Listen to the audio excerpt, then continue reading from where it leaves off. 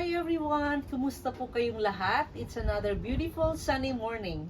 I was in the Philippines 2 months ago and I was invited by my good friend to visit her beautiful home in Batangas. And I was surprised to see mulberry trees in her backyard. So that's what I want to share with you today, guys.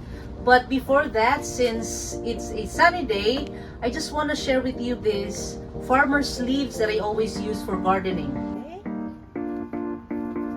This helps protect my skin from irritation, scratches, burns, and rashes from the sun, especially that I have sun allergies.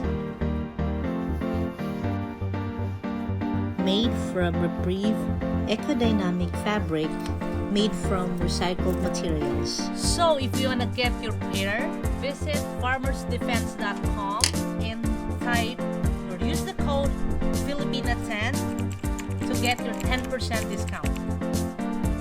Also, if you visit their website, you'll find a variety of gardening protective apparel and accessories that you need.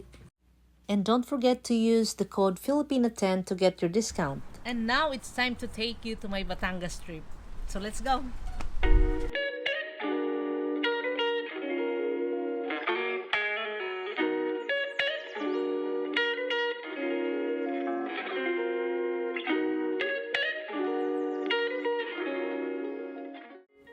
Mulberries are becoming popular in the Philippines and grown throughout the country. This tree is tough and low maintenance, and they thrive in warm, sunny spots and can survive in really cold areas. You can grow them as bush or tree and can grow as tall as 15 feet tall and 10 feet wide.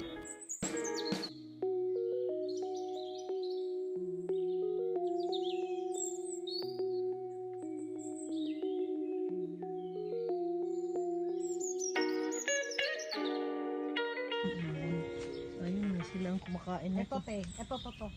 Ayun. Yan, kinain na ng ibon. Dapat black siya. Ito maasin pa. Ito nalaglag. Oh, cool. Yan. Mulberry. Ito, Pula. Ito, Parang raspberry din. yan. Kinakain mo to? Oo. Yan. Ngayon ka pwede ka nang kainin? Hindi mo masarap. Oh. Yan. So maramihan ang harvest dito din? Mm-mm. Matured mulberry trees need pruning when it is dormant. This will promote the tree to start producing more fruits again.